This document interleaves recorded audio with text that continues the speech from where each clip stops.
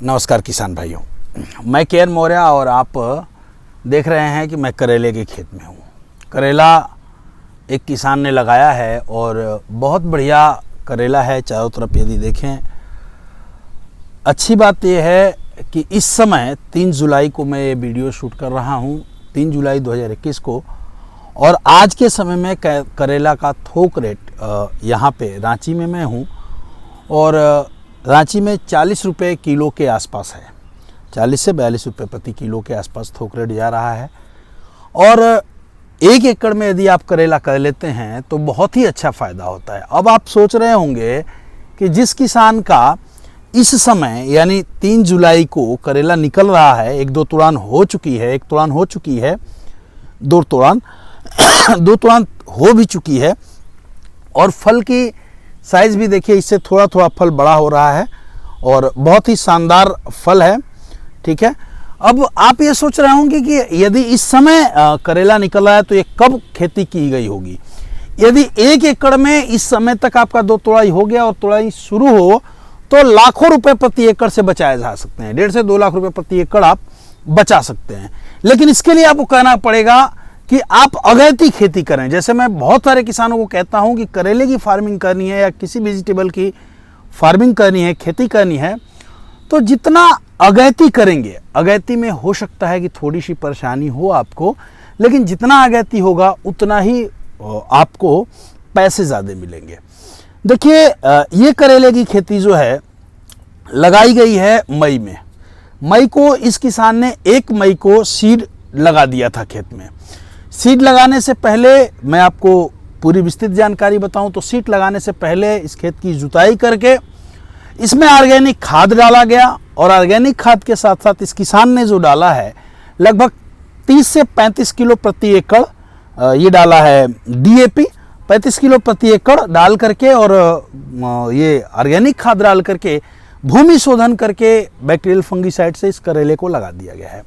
करेला लगाते समय ये ध्यान दिया गया है कि ये हमारे जो बेड हैं ये 6 फीट के आसपास हैं, 6 बेड से बेड की दूरी, और जो प्लांट से प्लांट की दूरी है, बहुत लोग ये पूछते हैं कि सर प्लांट से प्लांट की क्या दूरी है, तो ये 4 फीट प्लांट से प्लांट की दूरी है। 4 फीट प्लांट से प्लांट की दूरी है और 6 फीट हमने बेड से बेड लगा दिया है। और लगाने के बाद धीरे धीरे इस पे जैसे जैसे बढ़ता गया है, इसको बीमारियों के लिए, जैसे कि इसमें मैं बताता हूं आपको कि इसमें एक बीमारी आती है जिसमें करेले के पत्ते चिउड़ जाते हैं बिल्कुल। जैसे इस प्लाट को यदि देखें, पूरा दिखाइएगा थोड़ा, पूरे प्लाट को देखें तो आप देखेंगे कि कहीं भी आपको प्लांट इफेक्टेड नहीं दिख रहा है, इफेक्टेड प्लांट नहीं है। और इधर आप देखें तो फ्रूट भी काफ़ी बढ़िया लगे हुए हैं। फ्रूट आप देखते हैं, हम पीछे जाते आ रहे हैं, फ्रूट की साइज़ देखिए ये हो रही है, फ्रूट की साइज़ है, इधर भी देखें फ्रूट की साइज़ ये है। अब लगाने के बाद इसमें ऑर्गेनिक चीज़ों का प्रयोग करके इसको तैयार किया गया है, और साथ में जैसा कि मैं बताता हूं कि आप अपने खेतों में यदि पेस्ट मैनेजमेंट करना चाहते हैं तो उसमें नीम का तेल PPM के हिसाब से, आपके यहाँ कितने PPM का मिलता है उस PPM के हिसाब से इसका डोज होता है। नीम का तेल यदि आप भी इस तरह की फसल चाहते हैं तो नीम का तेल आप हर अमावस्या और पूर्णिमा को यदि स्प्रे करते हैं तो उससे काफ़ी कंट्रोल होता है। इसमें एक बीमारी आती है फ्रूट फ्लाई। फ्रूट फ्लाई इसमें आती है जो डंक मारती है, और डंक मारने के बाद पूरा करेला आपका पीला हो जाता है और सड़ने लगता है। ये बीमारी करेले की सबसे घातक बीमारी में से एक है, जिसमें करेले का किसान काफ़ी परेशान हो जाता है। उस बीमारी में आप देखेंगे कि बहुत सारे केमिकल का स्प्रे कर लेंगे तो भी वो ठीक नहीं हो पाता है। तो इसके लिए मार्केट में फ्रूट फ्लाई ट्रैप आता है, फ्रूट फ्लाई ट्रैप का प्रयोग कर सकते हैं, और फ्रूट फ्लाई का ट्रैप लगा लें। इसके साथ साथ बिनौला, यदि एप्पल का बिनौला मिल जाए आपको, उसको क्या बोलते हैं, सिरका, सेब का सिरका यदि मिलता है तो उसे बोतल में लगा के कहीं कहीं यदि टांग देंगे आप तो उससे भी काफ़ी कंट्रोल होता है। इसके साथ साथ आप अधिक, इसमें आती है फंगस। फंगस एक ऐसी डिजीज है जिसमें पत्ते पीले होने लगते हैं और पौधा सूखने लगता है। पत्ते पीले होकर के पौधे जब सूखने लगते हैं तो काफ़ी रोकना मुश्किल हो जाता है। इसके लिए ज़रूरी है कि जब भी करेले की खेती करें तो आप ये पहला प्रयास कर लें कि जो पानी का निकास हो, क्योंकि ये बारिश आएगी तो बारिश में यदि आपके खेत में पानी रुकेगा तो आपका करेला सूख जाएगा। तो सबसे और उचित व्यवस्था ये होनी चाहिए कि आपके खेत का पानी की निकास की समुचित व्यवस्था हो। पानी जब खेत में आए तो तुरंत पानी आपके यहाँ निकल जाए, इसीलिए इसे बेड पे लगाया है। और बेड देखिए काफ़ी बड़े बड़े बनाए गए हैं। आप यदि करेले को लंबे समय तक इसको चाहते हैं कि ये लंबे समय तक फल दे, तो हमेशा एक काम करिएगा। जैसे बहुत सारे किसान हैं 2-3 तोड़ाई के बाद आपको लगता है कि फल छोटे हो जाते हैं और टेढ़े हो जाते हैं। इसके लिए आप जब 2-3 तोड़ाई कर लें तो ड्रिंच करें दवाओं का। जड़ों में फल फूल की दवाएं, जैसे बहुत सारे दवाएं मार्केट में हैं। ऑर्गेनिक दवाओं का जितना बढ़िया प्रयोग करेंगे उतना बढ़िया रिजल्ट आपके खेतों में दिखेगा।